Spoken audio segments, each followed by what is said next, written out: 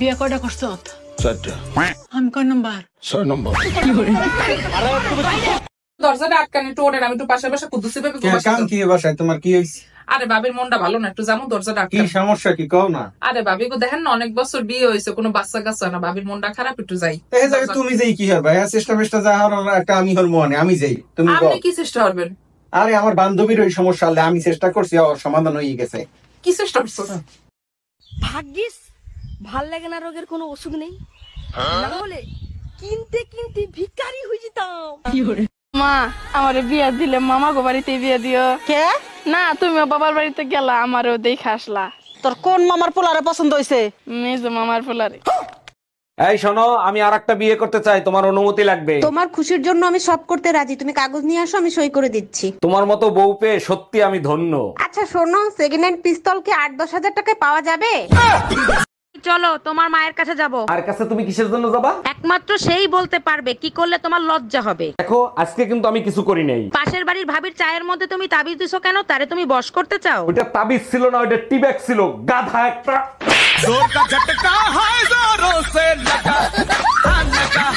তার মতো লম্পট আমি এই দুনিয়াতে দুইটা দেখি নাই। আমারে তুমি লম্পট বলতেছো কেন? আমি কি করছি? তাহলে দোতলার ভাবিরে তুমি কি বলছো? বেলকনিতে শেভ করতে গেছি, গিয়ে দেখি ভাবির শাড়ি শুকো দেয়া। আমি দেখছি, তারপর কি হয়েছে? তারপর ভাবিরে বললাম, ভাবি আপনার শাড়িটা জাগান, আমি শেভ করব। আচ্ছা দোস্ত, রমজান মাসে আল্লাহর কাছে তুই কি দোয়া করিস? আমি নিজের জন্য আল্লাহর কাছে কোনো কিছু চাই না, সব বন্ধু বান্ধবদের জন্য চাই। বলিস কি, তাই নাকি? তা কি দোয়া করিস? হে আল্লাহ, গত রমজান থেকে এই রমজান পর্যন্ত যত গুনাহ করছি সব গুনাহ আমার বন্ধু বান্ধবদের খাতায় লিখে দাও। নাও পড়ো এটা। তুই যদি আমার বউকে না ছাড়স তাইলে তোরে আর বাঁচতে দেব না। এবার বলো কি বুঝলা? কেউ কাউকে ধুমকি দিচ্ছে। কেউ কাউকে না, তোমাকে ধুমকি দিচ্ছে। আমারে ধুমকি দেবে কেন? কারণ তোমার চরিত্র সম্বন্ধে আমি জানি। তুমি এইসব ছাড়ো না কেন? তোমার কিছু হইলে আমার কি হবে? আচ্ছা টুম্পা তুমি থামো, আমি জীবনে আর এই কাজ করব না। এক মিনিট, এখানে তো নাম লেখে নাই, কার বউকে ছাড়বো? তুই আসলেই একটা চরিত্রহীন লম্পট।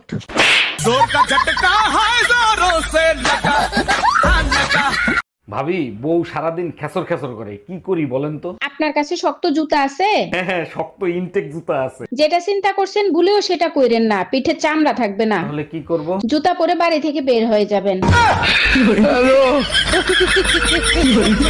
জানিস দোস্ত, আমি তো বড় সেলিব্রিটি হয়ে গেছি। কেমনে বড় সেলিব্রিটি হইলি? খালেদা জিয়া আর শেখ হাসিনা আমাকে ফলো পাঠাইছে। তোর থেকে বড় সেলিব্রিটি তো আমি। আচ্ছা, তা কিভাবে? মীর জাফর আর সিরাজউদ্দৌলা আমাকে ফলো পাঠাইছে।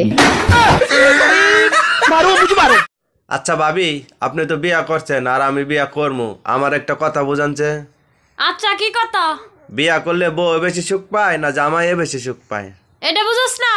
না ভাবি, বুঝি না। তাইলে এক কাম কর, তোর আঙ্গুলটা দিয়ে কানটা খুসা।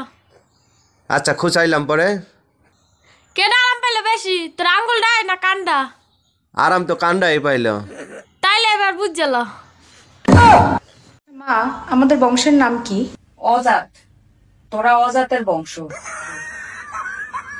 অজাত এটা আবার কেমন বংশ? এমন বংশের নাম তো জীবনও শুনি নাই।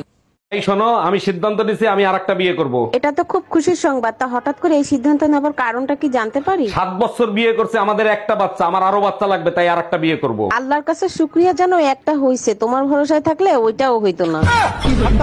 ভাবি, আপনি প্রেম করবেন না ভালো কথা, তাই বলে বোর কাছে নালিশ করবেন? আমি শুধু বলছি ভাইকে একটু বেশি আদর সোহাগ করবেন। আপনার কথা শুনে বেলুন দিয়ে পিঠে বাংলাদেশের ম্যাপ ছাপাই দিছে। আপনার কপাল ভালো, আমার কাছে স্টিলের বেলুন নিতে আসছিল, আমি দেই নাই। ভাবি, আপনি কি খুব ব্যস্ত? না ব্যস্ত না, কিছু বলবেন? আপনার জন্য দারুণ একটা গুড নিউজ আছে। বলেন কি? তাই নাকি? কি দারুণ সংবাদ শুনি। আপনি শুনলে গর্বে আপনার বুক ফুলে উঠবে। তাইলে থাক, আপনার ভাই সন্দেহ করবে।